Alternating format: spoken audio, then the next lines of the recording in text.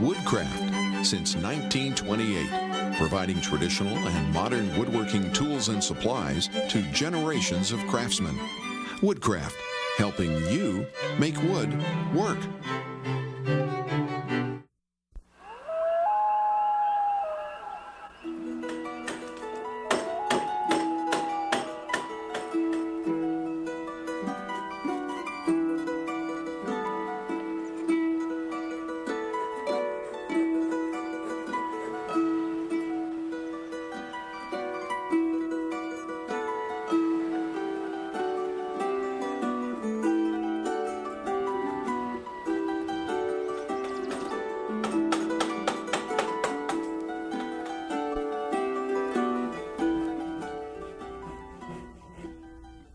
Well, hi, come on in.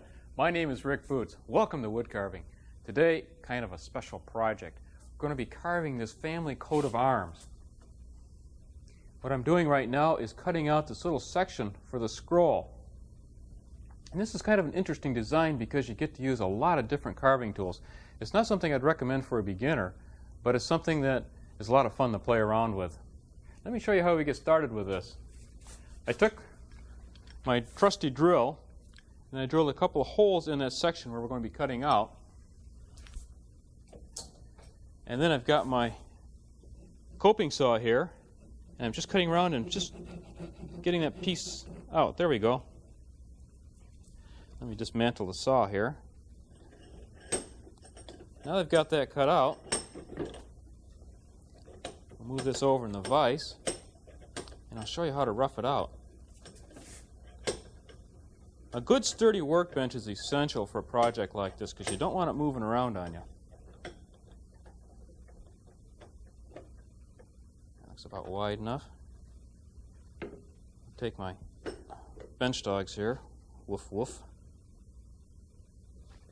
And these are just metal pegs that fit in there. You want to make sure they're set down quite a way so you don't run your tool into them. Otherwise they'll nick the edge of your tool. Tighten that down good and secure. There we go. Now to start this, I'm going to begin by roughing out the shapes. I think the place I'm going to start is the scroll. I'm using a large number 5 here. This is a 30 millimeter number 5 gouge. And I'm using that because the line follows the edge of the shield there, follows that shape. So what I'm going to do is just take and drive my tool down a bit. Come over the other side.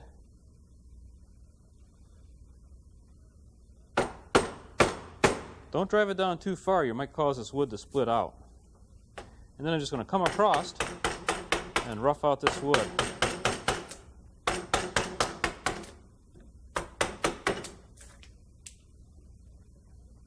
Set in this edge here. When you're driving the tool down like this, it's called setting in. With a softwood like this butternut, I can bring it down maybe about 1/4 of an inch at a time.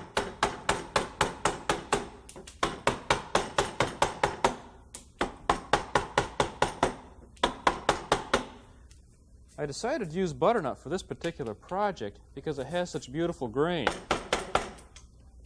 But one of the problems you run into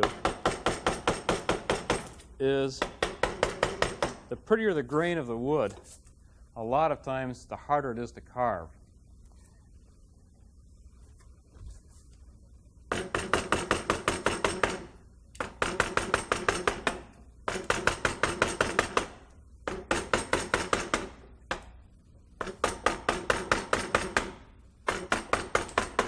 Now at this point, I'm really not worrying anything about details. I'm just worrying about the general shapes and taking it down to where I want it.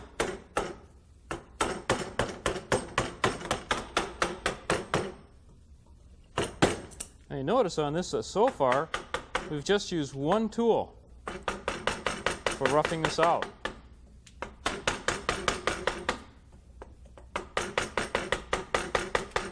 And that's the secret of doing a carving like this.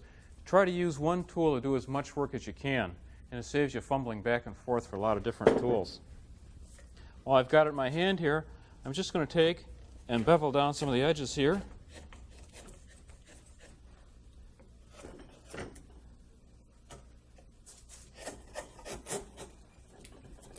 We have a little knot on that side, so we're going to have to coax our wood a bit. Of course, that's what's neat about wood carving, is you really have to work along with your wood. It's not like furniture building where you can just take and put the wood through a table saw or a shaper and make it do anything you want. With wood carving, you're really working in cooperation with your wood. And when I'm working a piece like butternut, I have to remember that, otherwise you tend to get frustrated. Okay, that's far enough for the scroll, and we'll go and do the detailing on that later. Now, we'll start roughing out the main part here. The thing to remember when you're carving something like this, it's got all these complicated shapes on it. Don't worry about all these leaves and everything at this point. Think of the project in terms of general shapes and varying depths. If you start trying to carve all these leaves or thinking about all these leaves now, you're going to really lose sight of the whole project. Think about it in terms of how thick they're going to be. Think about it in terms of the masses of what you're working with here. So what I'm going to do now is take my V-gouge and just rough around this area and then bring the level of the shield down to where I want it.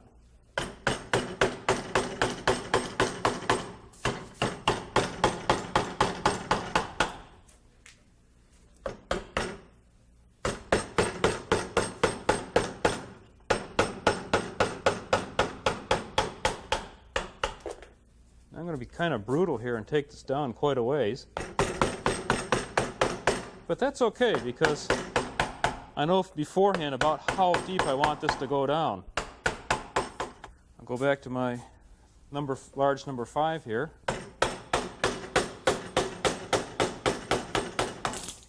Now the wood like this, it tends to splinter where the grain gets a little funny. If you go across the grain, sometimes you'll get a cleaner cut.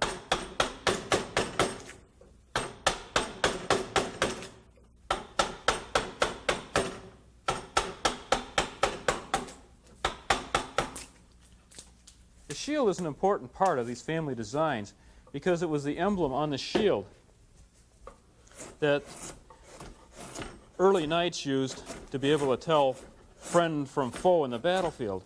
And that's where the coat of arms really came from, is designs that were painted on shields or embroidered on the coats that knights wore over their armor.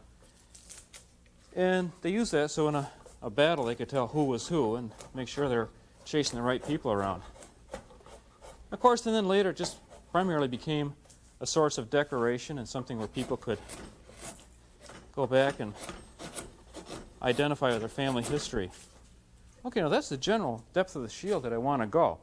But notice I haven't done anything about these leaves over here yet.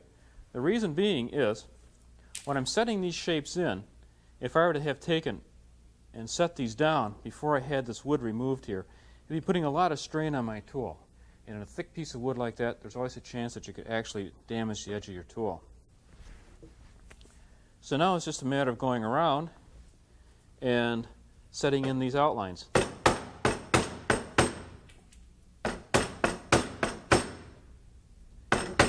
And notice, once again, I'm not worried about the details yet. I'm just working with the general shapes.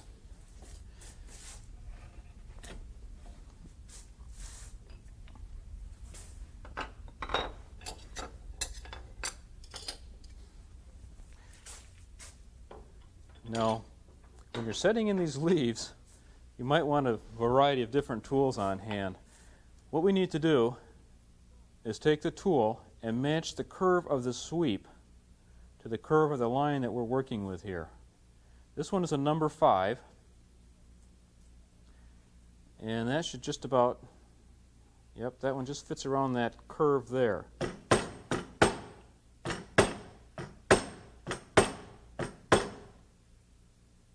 Now it's a little bit too shallow to fit there, so I'll go to the next major sweep, which is number 7. That's a little narrow. Here's an 18 millimeter number 7. That should be just about right. That's why I don't recommend this project as a beginner's project, because it does require a fair number of tools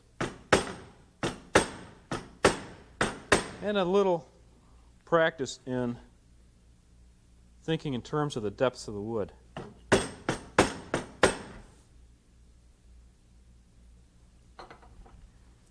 Now we can just take, as long as I've got that number 7 in my hand, just take and carve down where we've made our set in cut. Now you can't make these cuts down real deep, so what you have to do is just make it down a ways, clear away that waste wood, and then restrike your line.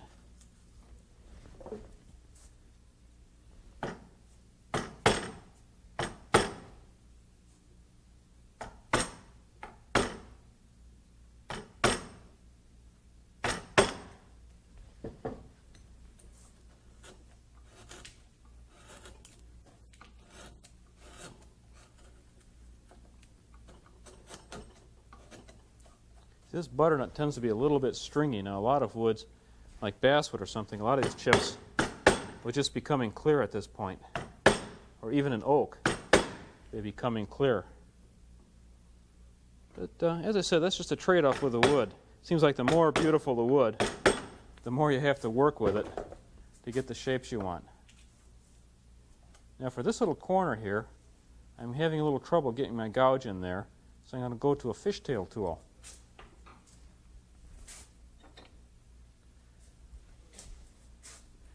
Use this 20 millimeter number 5, and see, that'll fit in that angle a little bit better.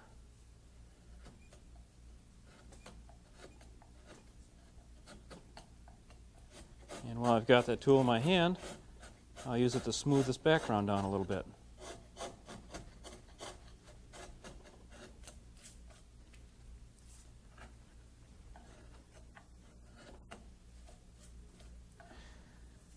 So that's basically what you do in setting in. Now, one of the things that helps when you're doing this type of carving is the design is symmetrical from one side to the other. And one thing that you can do is when you're carving this out is when you're using something like, well, say like a number 5 gouge on one side, you know that that's the same shape tool that you need for the other side. So you can just go along, and as you've got the tool in your hand, when you're doing this on your own, you can just go and cut out both sides as you're going along. And that saves you having to look for this, the tools all over again. So anyway, just work your way around there using the different sweeps of the tool that fit the cuts, and that will set in the edges. Now for the helmet, I can go back to my large V tool and clear some of the waste wood away there.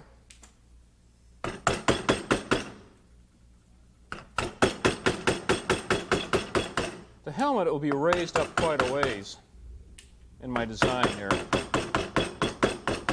And the helmet was often an important part in these family crests because the size of the helmet, the shape of it, and the direction it was facing often determined the nationality of the particular knight or even his rank. I'm going to use a larger gouge on that. Get my faithful number 5 for roughing out, and then I'm just going to rough away this foliage here. Then we'll just have to redraw these lines later as we go along.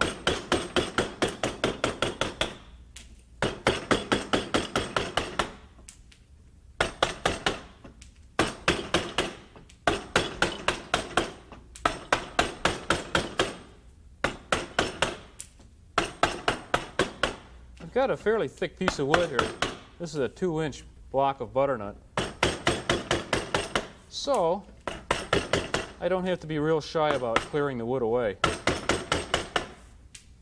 And that'll be good because when we get done, all these different shapes will give a nice feeling of swirling motion.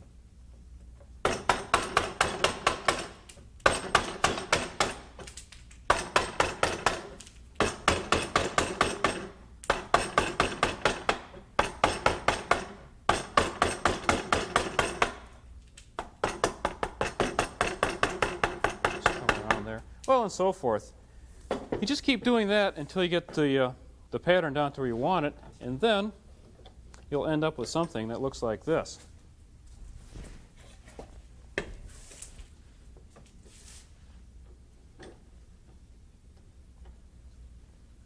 And this one here, I've just gone ahead and, as we started out, finished outlining these different sections in there and setting the design in and then carving away the background. Then when you have your foliage kind of to this shape, then it's easy to start shaping and rounding these different things out. And you know that when you have a lot of wood to work with here, you're not going to have to go back and recut away the background. It's just like the relief carving we did earlier. You just think of it in the general steps as you're going along, and it really makes it very efficient and easy. What I'd like to show you right now is how to carve this little end scroll. These scrolls give people a lot of trouble because it's hard to see a curved, or rather the illusion of a curved line in a solid block of wood. But they're not really that hard to do. I've gone on and I've traced out my basic lines here. Then we'll just take the tool that matches our line. It looks like about a number 5 curve there. Right, okay. I take a number 5.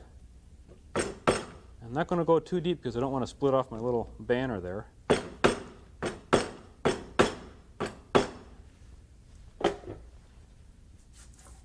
Now set that in and then come in. I'm going to use a lighter mallet. As you're working on these, as the details start getting finer, as a general rule, the tools you start using get smaller, and also you use smaller mallet.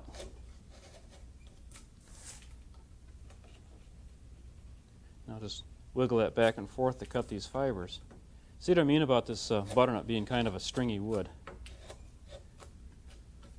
You really have to coax it along well.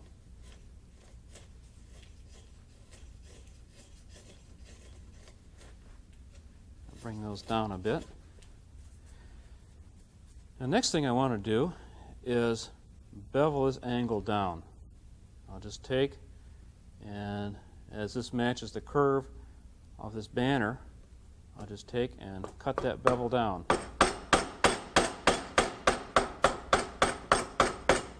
And come down vertically here and clean that chip away. Now we need to redraw our line back in here.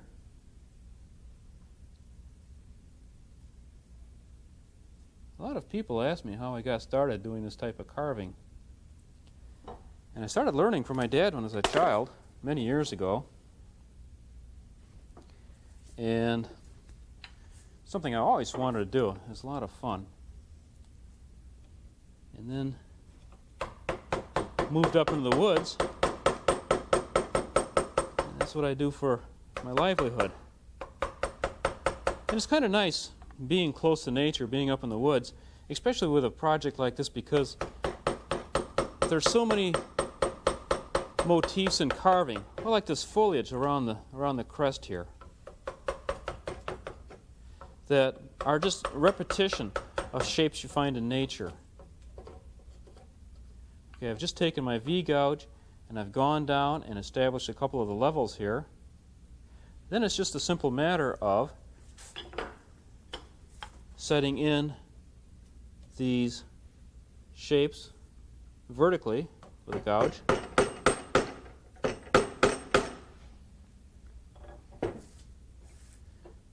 And coming in with a small tool and shaping that out.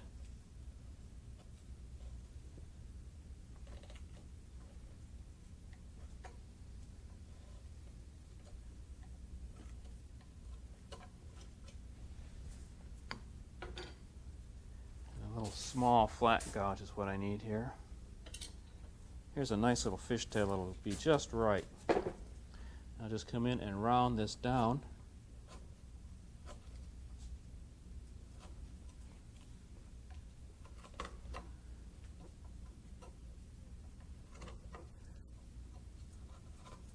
So anyway, carving has given me a lot of satisfaction over the years.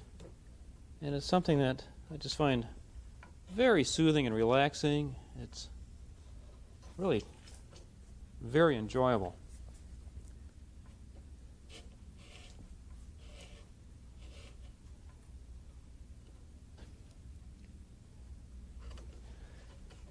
Anyway, there's our scroll. And that's all there is to that.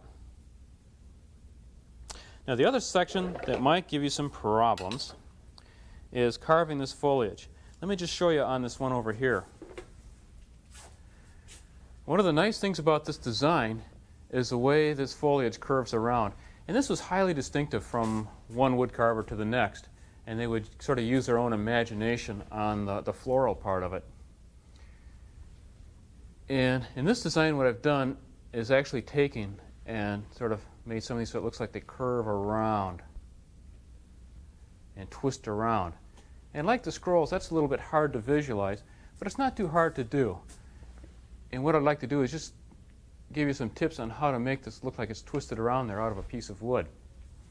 One of the tricks that you might find the first time you're doing something like this is to take and make a clay model of it. And then you can work out your shapes in the clay, and when you get down to the wood, actually carving in the wood, you kind of have these shapes fixed in your mind, and it makes it a lot easier to work. I'm going to start this out by just roughing it out here. I'm using a number 7 6mm. Once again, we're not worrying about the details, we're just going to make the basic shapes here.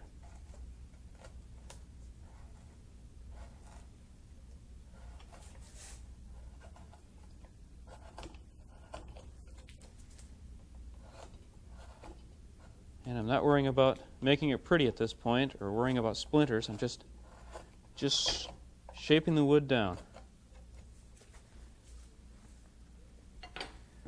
Let's see, I think a nice V-gouge would be handy here. I'll come around and I'll make a cut down the outside of this leaf. That gives me a little space to work in here.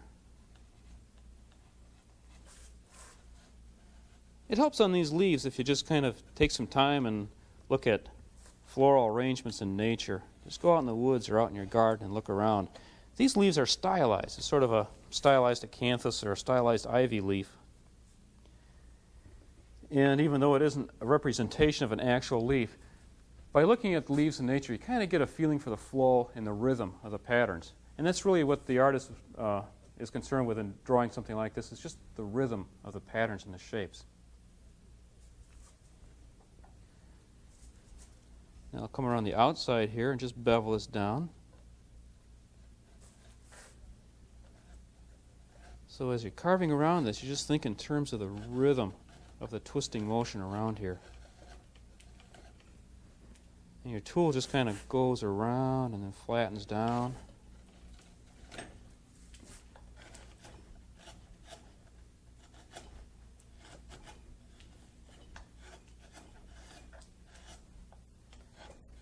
You get a nice little feeling of going around the corner here, sort of turning around and flattening out. And you can take and reverse the side of your tool and use the inside bevel and just let that curve of the sweep work for you. And when you get there, just flip it down. Now for smoothing out that inside edge, we'll use a spoon gouge. And that's not a tool that you use very often, but sometimes, see, I think that'll fit right in there good. Sometimes it's a very handy tool to use, and the spoon gouge is, just like its name says, it's shaped like a spoon. And that allows you to get into a real tight area and move around. Because a straight gouge wouldn't be able to reach that twist. And just take and bring that tool around through there until you start running against the grain. And that'll smooth that cut right out. Now if I can't go any farther here because I'm going in against the grain. If I go farther, I'm just going to take and do a little damage to that. So to clean that up, I'll take, I'm going to use a number 11 veiner. That's a 5mm veiner. This one's got a real deep little scoop in the end. And I can use that to come right in here and scoop out against the inside of that leaf, and just with one cut, clean that down.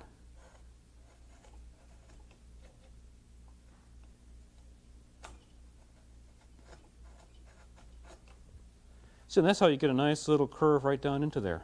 And that'll give you that feeling of twisted foliage. This is really kind of a fun project, and you can spend a lot of time with this. And it's something that's a challenge, and also it's a lot of fun and very rewarding too. Now, for finishing a carving like this, because I'm using a wood that's got a lot of grain like butternut, what I'd suggest is using something like a clear finish, like maybe a lacquer or an oil finish or something. I finished the one on the wall there with a lacquer finish because it gives it a very moisture-resistant seal. You could also use a varnish or something too, but just make sure that with a varnish that you get all the little drips out from these crevices here. Don't leave any little varnish to pool in these areas here, or it'll look kind of tacky when you're done. You can also do this on a light-colored wood like basswood or pine or oak.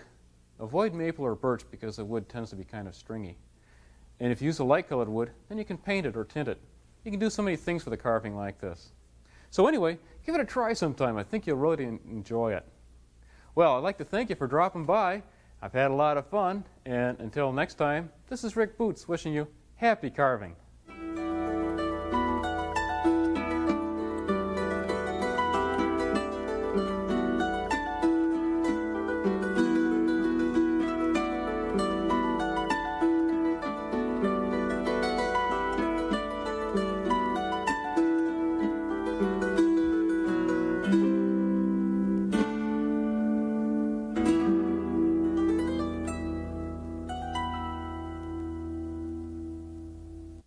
You can continue to learn wood carving with Rick Butz with his book, How to Carve Wood. This 224-page book of challenging exercises and projects is full of detailed instructions. Lessons include whittling, wildlife carving, and relief carving. To order your copy, call 1-800-950-9648.